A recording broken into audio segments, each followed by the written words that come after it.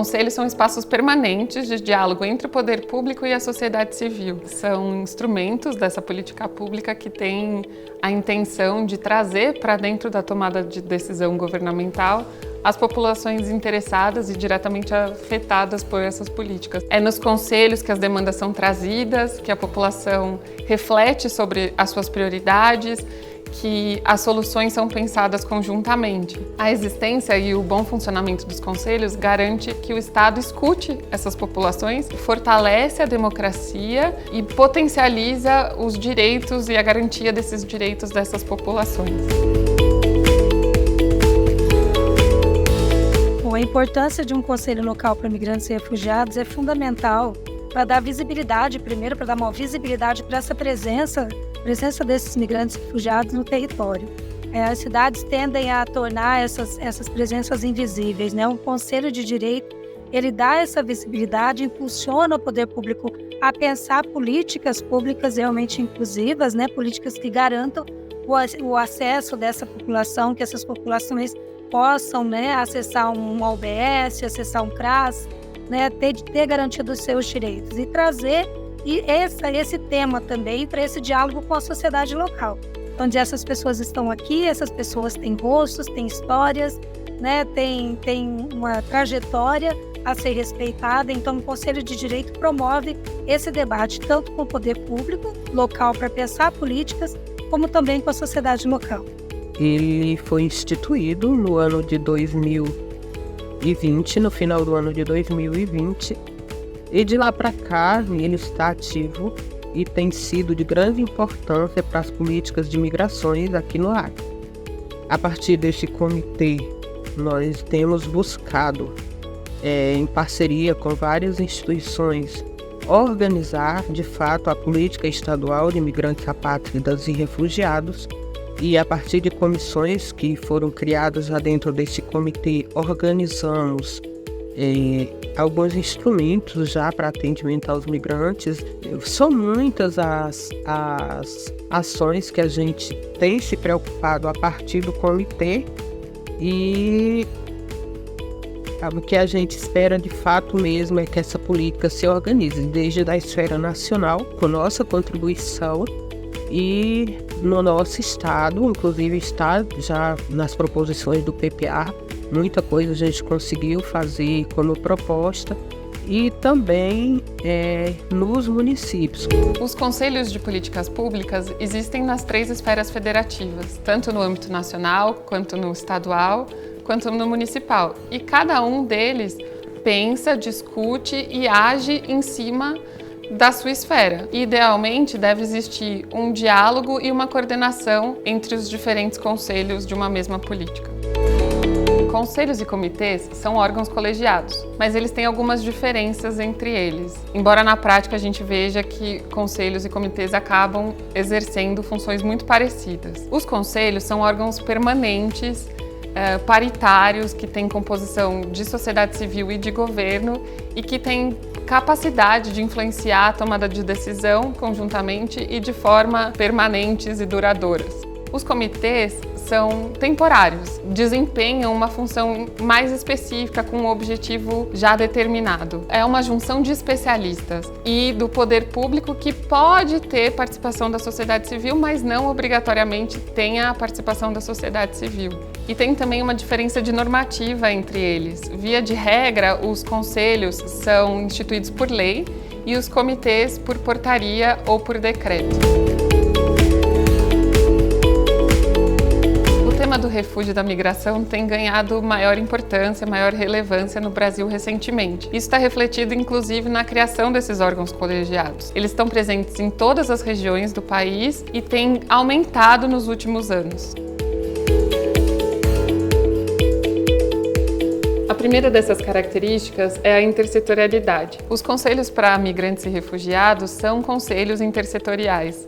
Então, é importante que as outras secretarias, as secretarias temáticas ou secretarias setoriais, estejam dentro do conselho, participando ativamente desse conselho. Do outro lado, também é muito importante que os refugiados, as pessoas refugiadas e imigrantes, estejam representadas nos conselhos das políticas setoriais. São vias complementares, elas estão atuando conjuntamente. Uma segunda característica importante é a composição desses conselhos e comitês. Normalmente são de composição paritária. Os conselhos e comitês têm uma representação tanto do governo quanto da sociedade civil em igual proporção.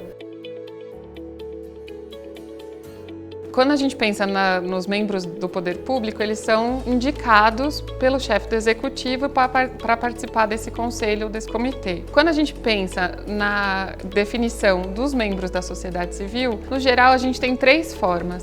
A primeira delas, também por indicação do poder executivo.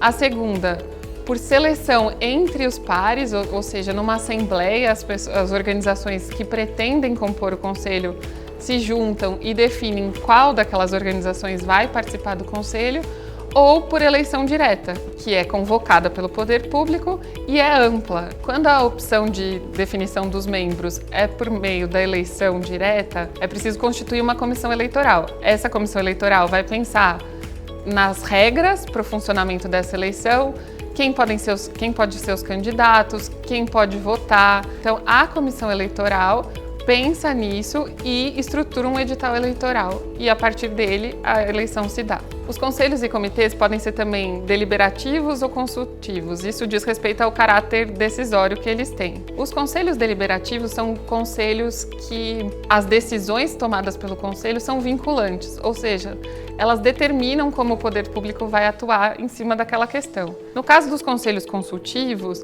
é mais como se fosse uma direção, um caminho possível de atuação, mas que não necessariamente vincula a ação do Estado. Uma outra característica dos conselhos e comitês é a normativa que cria esses órgãos colegiados. Quando os conselhos e comitês são criados por lei, ele pode ser um projeto de lei que vem tanto do executivo quanto do legislativo, mas de todas as formas ele passa por todas as comissões de mérito, é avaliado pelo plenário da Câmara ou da Assembleia Legislativa e sancionado pelo chefe do executivo. Outra normativa de criação de órgãos colegiados é o decreto. O decreto depende somente da decisão do chefe do Poder Executivo. E tem ainda uma terceira normativa de criação de órgãos colegiados, que é a portaria. E a portaria reflete uma decisão de secretários ou de outras autoridades abaixo do chefe do executivo. Dentre essas 3 normativas que podem criar conselhos e comitês, a que tem maior força é a criação por meio da lei.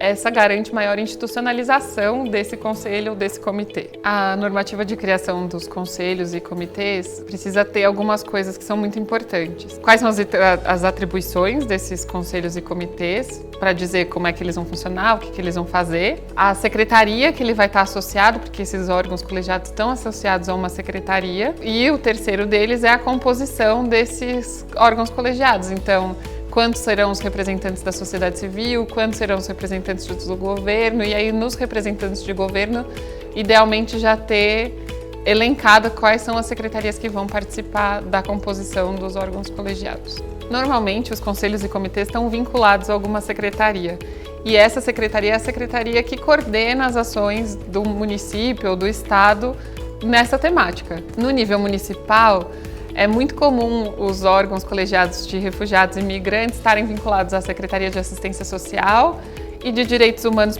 principalmente.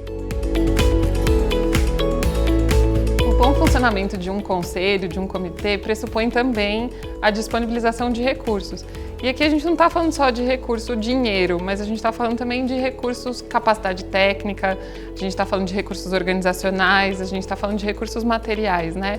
Tudo isso faz com que o conselho, o comitê, tenham possibilidade de exercer suas funções da melhor forma possível. Então, dá para dizer que para a criação de um conselho ou de um comitê, não tem necessidade de previsão orçamentária para criá-lo.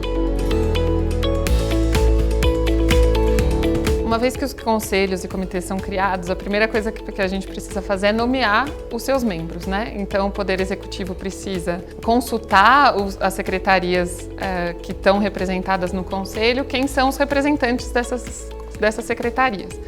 Daí, uma vez nomeados os conselheiros, a segunda coisa que acontece é convocar essa primeira reunião. É uma reunião de apresentação, uma reunião de definição do cronograma de atividades, que vai se pensar quais serão os dias que o conselho vai se reunir e, a partir daí, isso pode ser feito, por exemplo, por meio de uma comissão, pensar em definir o regimento interno, que é a primeira grande atividade do conselho, definir o seu próprio funcionamento, como ele se dará. E depois disso é pensar no plano de ação do conselho, se vai se estruturar fazendo um plano, se vai pensar em conferências, o que ele vai fazer. Depois disso, vai fazendo parte da vida do dia a dia de um conselho.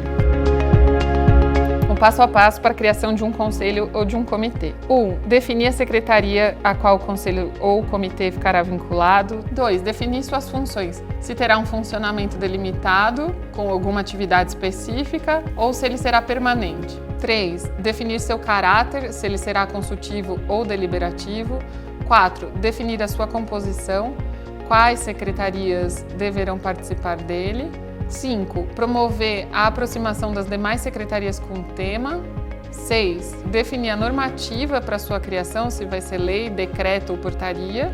7. Elaborar e tramitar a normativa de sua criação. Depois de publicada a normativa, tem alguns outros passos. 1. Dar posse aos membros. 2. Realizar a primeira reunião. 3. Definir a periodicidade das reuniões. Organizar o seu funcionamento em comissões temáticas, plenário e outras estruturas e redigir o seu regimento interno. E 4. Realizar o planejamento anual das atividades do Conselho ou Comitê.